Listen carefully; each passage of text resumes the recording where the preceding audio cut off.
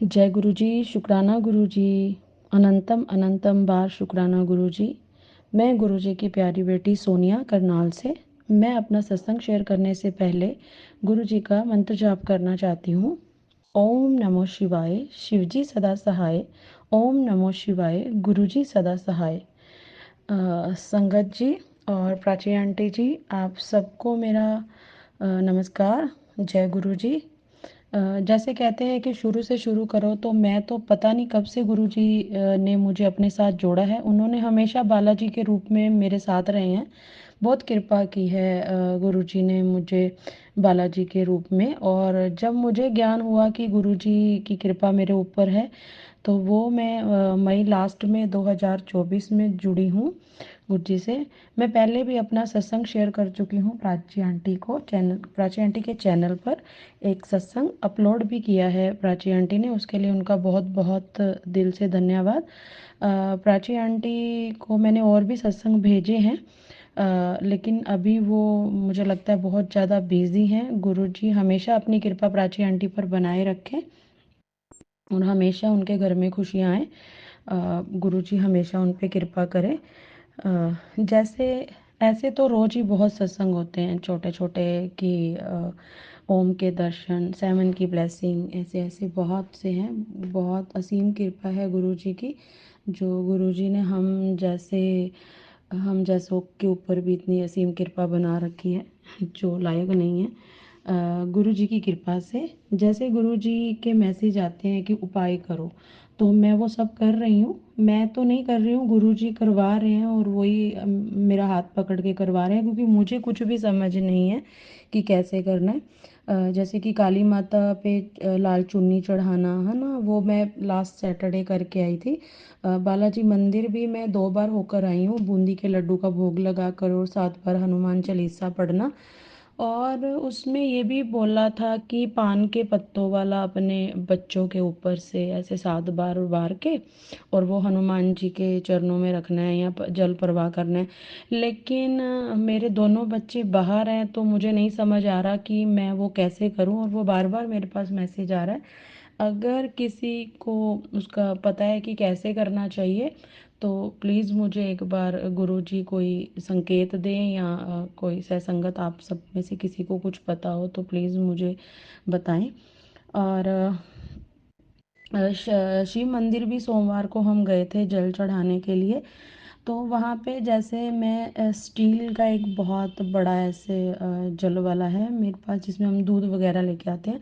तो उसमें मैं घर से ही, वो 1-2 किलो का है, तो मैं अपने घर से ही उसमें कच्चा दूध डाल के और ऐसे जल बना के लेके गई थी, क्योंकि मुझे शीतला माता पे भी जल चढ़ाना था, और उधर शिवलिंग पे भी। तो हम जैसे ही वहाँ पे गए, और बहुत भीड़ थी उधर शिवलिंग के पास, शिव मंदिर में। तो जैसे ही हमने ना, मेरे अंकल भी साथ में गए थे, और वो बोले कि भाई उसमें ना एक लोटा था उधर, तो उन्होंने मेरे को बोला कि तो ना इसमें जल डाल दे, और मैं इससे चढ़ा देता हूँ जल। तो मैंने उसमें डाल दिया 1 लोटा भर के ना। तो उन वहाँ पे जितनी भी संगत थी, वहाँ पे आंटियाँ थी, अंकल थे, वो सब हमें इतनी ज़ोर ज़ोर से डांटने लग गए कि ऐसे तांबे के लोटे में ना दूध वाला जल शिवलिंग पे नहीं चढ़ाते, वो ऐसे संगत जी माफ़ करना कि मदिरा बन जाती है। तो मैंने तो कभी ये सुना नहीं था। तो मेरे अंकल चढ़ा चुके थे, क्योंकि वो मानते नहीं इन चीज़ों को। तो फिर मैंने बोला कि फिर उन्होंने ना उनकी बात सुन के ना जल को ना, वो पूरा वो मेरे पास था, जो एक हम पंजाबी में तो उसको डोलू बोलते हैं, मतलब जो बर्तन था ऐसे स्टील का, उसमें वो जो तांबे वाला था बर्तन का, वो दूध उसी में ही डाल दिया, तो वो सारा ही सेम ही हो गया। तो मेरे को थोड़ी देर के लिए तो गुस्सा आया कि उन्होंने मना किया है कि तांबे के लोटे में उधर नहीं चढ़ाना, और आपने वो सारे तांबे वाला दूध ही मेरे इस बर्तन में ही डाल दिया। चलो, मेरा थोड़ा सा मूड खराब हुआ, लेकिन हमने फिर भी कैसे भी सारी पूजा पाजा करके उधर, और फिर उसके बाद हम सभी देवी देवता थे वहाँ पे, सबके दर्शन किए, गणपति जी के भी सबके दर्शन करके फिर हम उधर से गए। हमने शीतला माता पे चुन्नी भी चढ़ानी थी सोमवार को ही। तो रास्ते में जैसे नगर खेड़ा आता है, तो खेड़ा जी हैं, तो वो मेरा बड़ा टाइम से मन था, मैं हमेशा, मेरे कुछ फ्रेंड सर्कल में था, तो वो कहते थे कि हम संडे को भी खेड़े पे धोख मारने जाते हैं या पूजा करने जाते हैं, तो मैं भी बोलती थी कि मेरा भी दिल करता है जाने का, तो मैं पर लेकिन कभी जा नहीं सकी।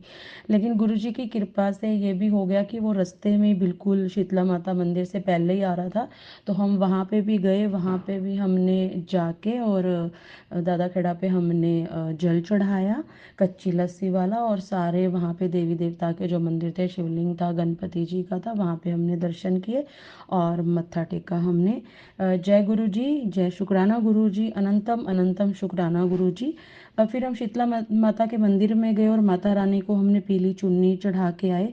गुरु जी ने सब हाथ पकड़ के सब करवा रहे हैं। अब पता नहीं ठीक है कि कैसा है कैसा नहीं है, मुझे नहीं पता, और भगवान जी बस वो जो मैंने किया है उसको एक्सेप्ट कर लें, और बस जो भी है गलती हो तो माफ़ कर दें। जैसे मेरे से हो रहा है मैं कर रही हूँ, गुरु जी करवा रहे हैं, अब ठीक है गलत है मुझे नहीं पता।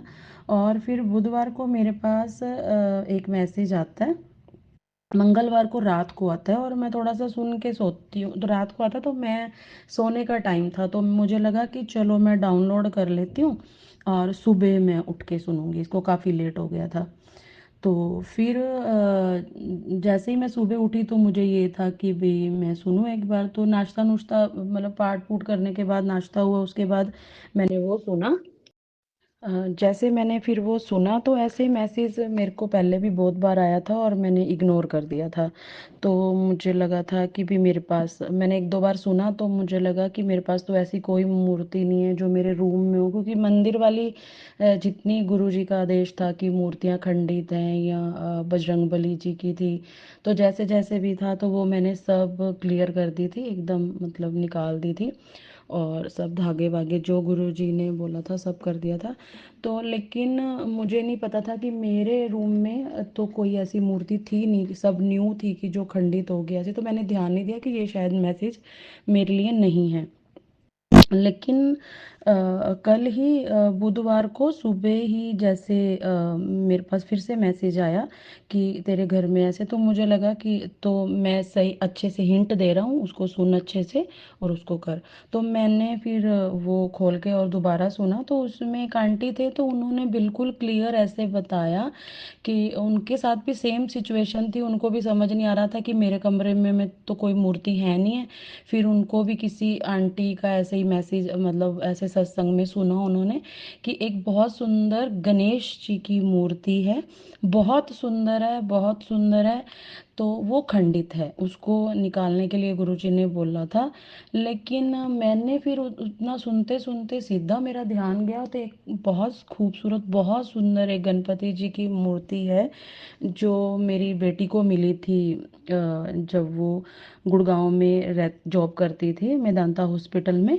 तो सेम मतलब जैसे वो आंटी बोल रहे थे सेम सिचुएशन थी कि बहुत सुंदर मूर्ति है, और कहीं से लग ही नहीं रही थी कि वो खंडित है, और मैंने भी उसको देखा तो मुझे, लेकिन हिंट प्रॉपर सेम था, इतनी सुंदर मूर्ति, लेकिन वो खंडित भी नहीं कहीं से लग रही, न्यू भी थी।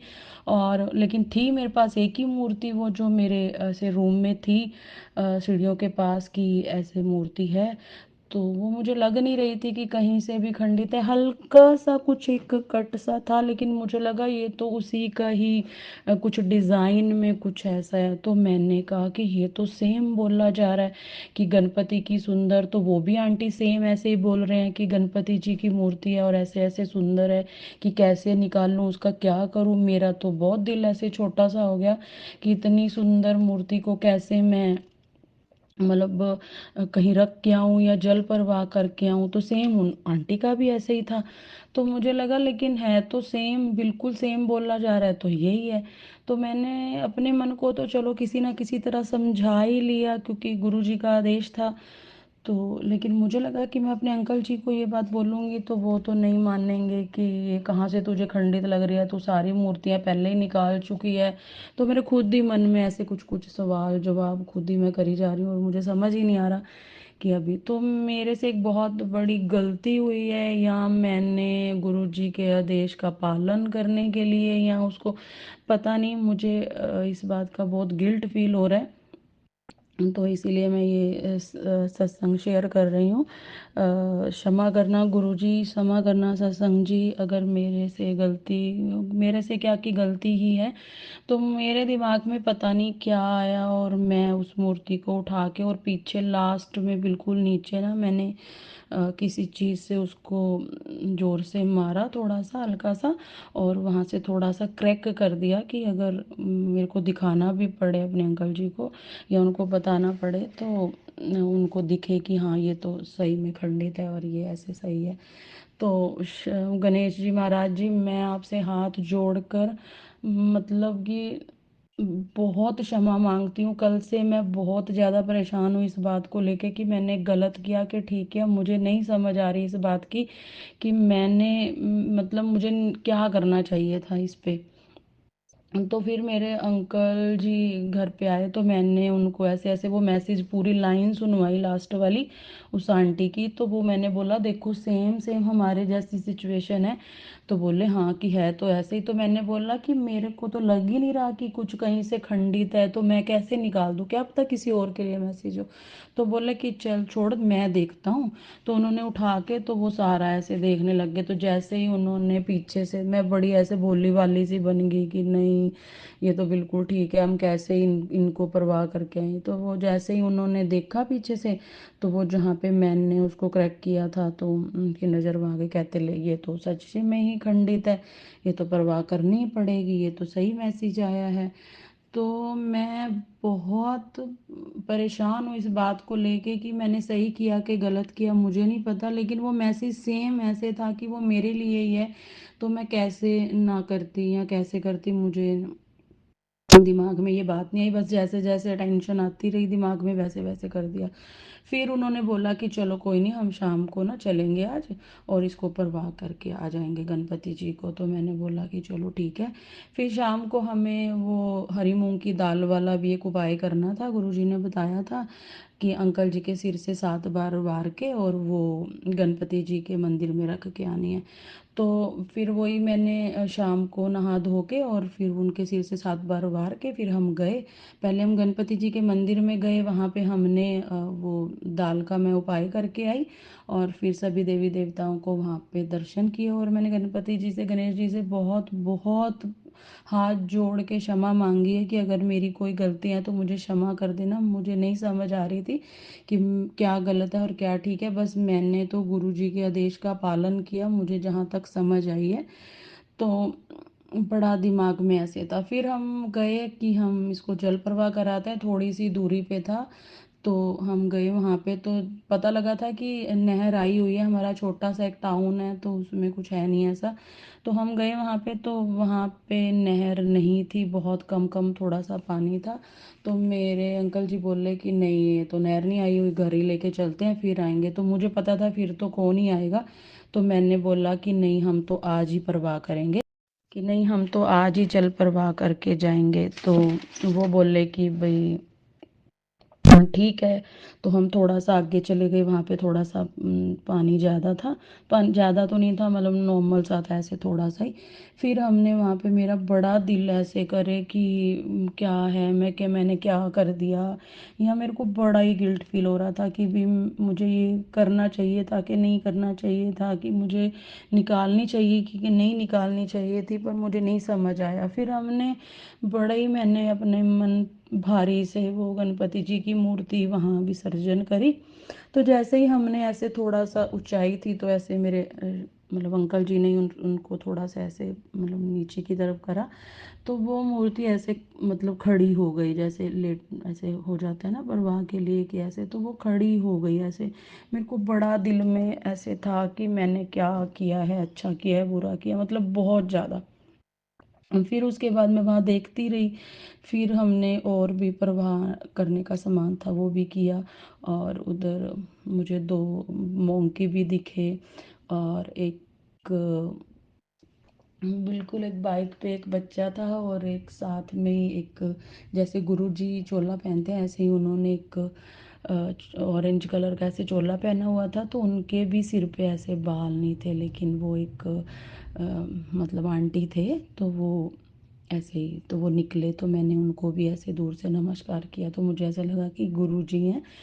तो वहाँ पे बड़ी दूर से मतलब खेत थे जहाँ पे नहर थी, और वहाँ पे गुरबानी की आवाज़ें भी आ रही थी, कहीं गुरबानी भी चल रही थी किसी गुरुद्वारे में। तो जय गुरु जी, शुक्राना गुरु जी, मैंने बहुत बार क्षमा मांगी और निरंतर मैं गुरु जी का जाप करती रही। और उसके सामने ही एक खाटू जी श्याम जी का मंदिर था, फिर हम श्याम जी मंदिर चले गए, वहाँ पे हमने अच्छे से दर्शन किए, और शिवलिंग के भी दर्शन किए, वहाँ मैंने जाप भी किया गुरु जी का, और फिर हम वहाँ से सीधा घर आ गए। तो मतलब कि अब मुझे मैंने बहुत माफ़ी मांगी है, और मुझे समझ नहीं आ रहा संगत जी या गुरुजी कि मैंने ठीक किया या गलत किया। कि प्लीज़ अगर मेरे से कोई भी गलती हो तो मैं हाथ जोड़ के क्षमा मांगती हूँ, गुरुजी से भी, संगत से भी, और गणेश जी से भी। गणपति महाराज मुझे क्षमा कर देना, कल बुधवार का दिन था, आपका दिन था, और मैंने अपने हाथ से उसको थोड़ा सा ऐसे करके और मैं जल प्रवाह करके आई हूँ। मुझे नहीं पता है, लेकिन मेरी कोई इंटेंशन नहीं थी, कोई गलत वो नहीं था कि मैंने ये ऐसे जानबूझ के किया है। बस मुझे ये था कि गुरु जी का आदेश है और ये मूर्ति निकालनी है, शायद तभी हमारा कोई काम नहीं बन रहा है।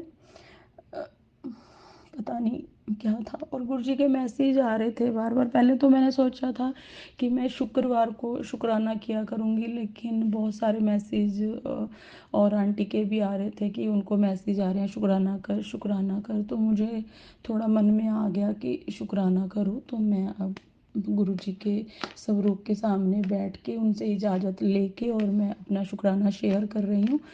संगत जी, गुरु जी, अगर मेरे से कुछ भी गलती, बोलने में कुछ गलती है, कुछ करने में मेरे से जो भी गलती हुई है, मुझे अपना बच्चा समझ के माफ़ करना। तो मैं कहीं से ये भी सुना था कि आखिर में ये नहीं बोलना चाहिए कि मैं अपने सत्संग को यहीं पे विराम करती हूँ। तो आज से मैं ये बात पूरा ध्यान रखूँगी कि मैं ना बोलूँ, लेकिन मैं यहाँ पे अभी अपना सत्संग को थोड़ा सा फिर शेयर करूँगी। अभी गुरुजी की इतनी ही इच्छा है, जितनी उतना मैंने शेयर कर दिया। अब जब गुरुजी की इच्छा होएगी तो मैं अपना अगला सत्संग शेयर करूँगी बहुत ही जल्दी। तो गुरुजी, संगत जी, कोई भी कमी हो, कोई भी गलती हो, उसे क्षमा करना। और अब मैं प्राची आंटी का भी बहुत धन्यवाद करूँगी अगर वो मेरा सत्संग शेयर करेंगे, अपलोड करेंगे। मेरा पहले दिल किया था कि मैं किसी और चैनल पे भेजती हूँ, लेकिन मेरा दिल कह नहीं रहा अभी प्राची आंटी जी कि मैं कहीं और पे ये अपना सत्संग शेयर करूँ। तो प्लीज़ आप मेरा सत्संग शेयर कीजिए, अपलोड कीजिए जैसे ही आपको थोड़ा सा टाइम मिलता है। आपका बहुत बहुत धन्यवाद। शुक्राना गुरुजी, अनंतम अनंतम शुक्राना गुरुजी। आप सभी को मेरा तहे दिल से धन्यवाद। आप मेरा सत्संग सुनेंगे। तो अब मैं गुरुजी के जप मंत्र से अपना सत्संग यहीं पे करती हूँ अभी के लिए। तो जय गुरु जी, शुक्राना गुरु जी, अनंतम अनंतम शुक्राना गुरु जी। ओम नमः शिवाय, शिव जी सदा सहाय। ओम नमः शिवाय, गुरु जी सदा सहाय। ओम नमः शिवाय, शिव जी सदा सहाय। ओम नमः शिवाय, गुरु जी सदा सहाय। ओम नमः शिवाय, शिव जी सदा सहाय। ओम नमः शिवाय, गुरु जी सदा सहाय। ओम नमः शिवाय, शिव जी सदा सहाय। ओम नमः शिवाय, गुरु जी सदा सहाय। ओम नमः शिवाय, शिव जी सदा सहाय। ओम नमः शिवाय, गुरु जी सदा सहाय। ओम नमः शिवाय, शिव जी सदा सहाय। ओम नमः शिवाय, गुरु जी सदा सहाय। जय गुरु जी, शुक्राना गुरु जी, अनंतम अनंतम शुक्राना गुरु जी। जय गुरु जी।